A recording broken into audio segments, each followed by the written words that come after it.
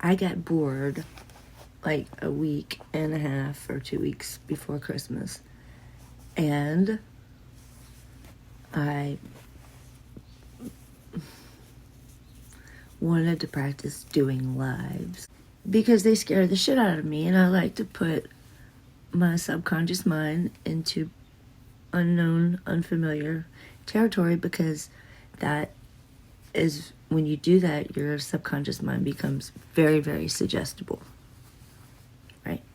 That's science. So I used Plenty of Fish, which is, let's be honest, a complete dumpster fire of a fucking website. Silly, I know, but my intention was never to go on there to look for a date, because that's such a joke to me. It never works out. Like, and I hate to say never. But if I'm being honest, I've never been a person that needs another person to make me complete.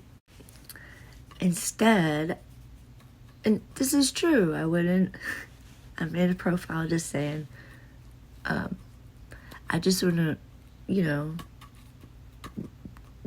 read tarot cards for people on here looking for dates. And after hearing myself say that, that was probably like super autistic, because I can read tarot cards. And but my energy is so damn strong that I really don't read for other people, because it doesn't matter how much I clean a deck, the readings always are for me. I still wanted to try, and so that was the whole point, was to get on lives and try, but I had to make a profile. And anyway, there was a lot of messaging coming through, and I don't know what made me respond to this one person, because the direct messages involved in dating apps absolutely unhinge me, except to get in to do a tarot reading, which that subject never came up. We just started talking back and forth, and we kept on talking back and forth, and they didn't live too far away. I ended up, he had my number or whatever, but he wasn't annoying. He didn't ask me for naked pics and stupid shit like that. He just seemed like a very normal, reasonable man. He also didn't text all the time, which I loved, because I can't stand when people just constantly text me. It makes me turn my phone off. He seemed really nice, and I was very upfront about my autism. Like, from day one, I was open about that. And he was like, no, I'm a teacher, I get it. He taught opera, because I'm not masking anymore. I refuse. And plus, I think I've, for the most part, forgotten how, because I've been living alone in my bedroom since 2019. Completely alone. I mean, I have a roommate, but I see my roommate 3 times a week. I don't ever leave my room. I mean, I do leave my room sometimes, just not often. It should probably be noted that I've only had one real relationship in my life. I said 2 because, while I loved my husband, I had to have. I mean, he didn't live with us for most of the marriage. But I never cheated on him. I never had any desire to. In fact, I carried some weird torch for him all the way up until I finally was able to let him go several months ago. But before we divorced, I had 3 kids with, but he never let me. He accidentally got me pregnant, and then married me and got me pregnant 2 more times. But we divorced in 2011, and then I met somebody that I then dated for 8 years, and he loved me and I loved him. At least that's what I believed. But we broke up in 2018, and he got married to the person he was cheating on me with. He would never marry me, but he married her like 2 weeks after he left me. But I was gonna leave my room and go, I don't know, hang out with this person. You know, we talked all the way through the Christmas and stuff, and then all of a sudden, wasn't really all of a sudden, I knew that once, because he had a lot of stuff going on at Christmas with what he did. He was an opera singer, and so he was having to do concerts. Okay, I understand he could have been completely lying. I get that part, but, you know. Anyway, but at any rate, I knew on the 26th my pumpkin would turn back into a carriage, and it did.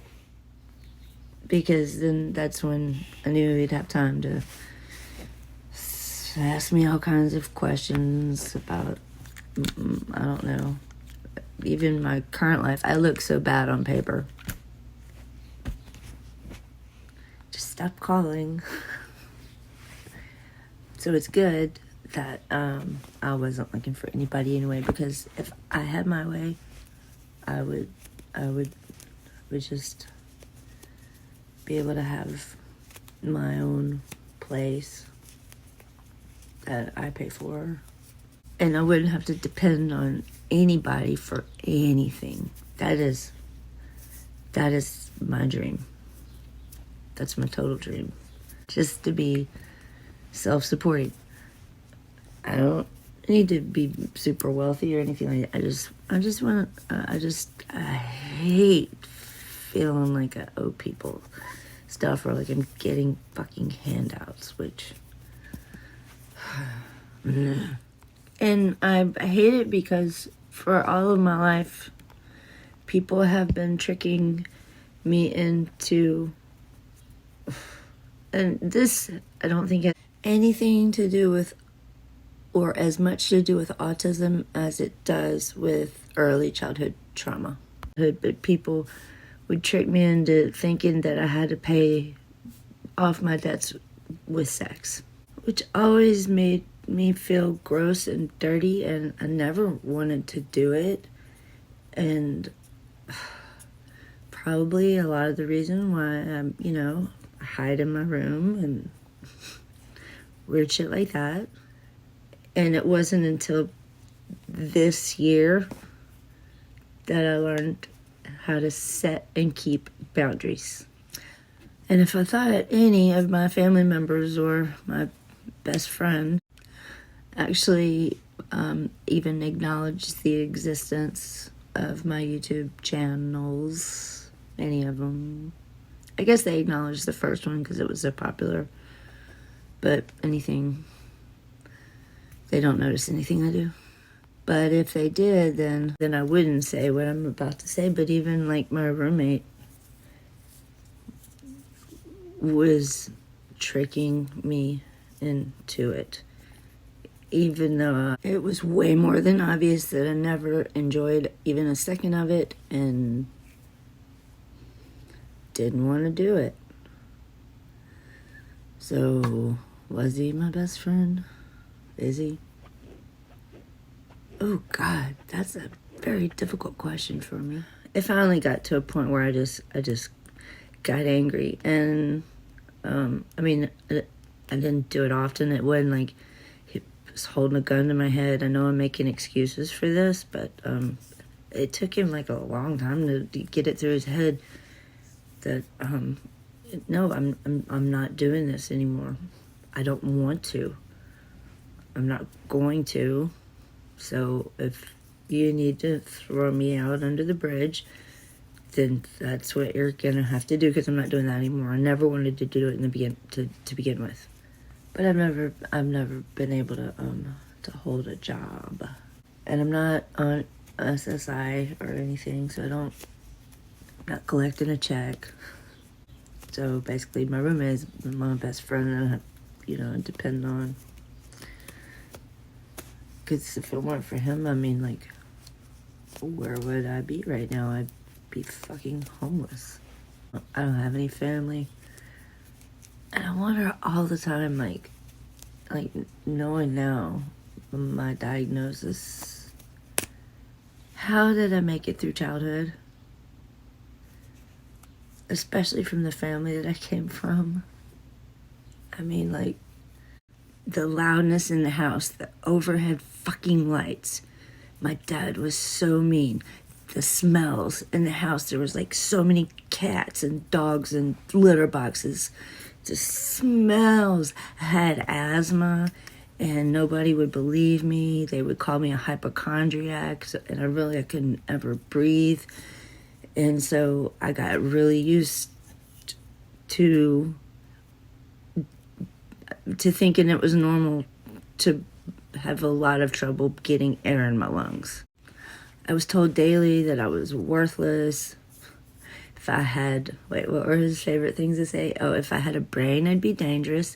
Why don't I use my head for something besides a hat rack? I never wore hats. He would talk about how ugly my nose is. He would call it a ski snoot. I mean, and then just calling me son and boy all the time. He never called me by my name. My dad never in his life, except for maybe 3 or 4 times. And I think, I mean, like, even in front of the other family, they didn't have any friends, but definitely in front of the other family, he would call me son and boy. Or I maybe heard him call me by my name like 2 or 3 times in my whole life, up until the day we stopped speaking. And so if you think somebody noticed autism, okay. Just the sensory issues alone as a child. No wonder I'm nuts.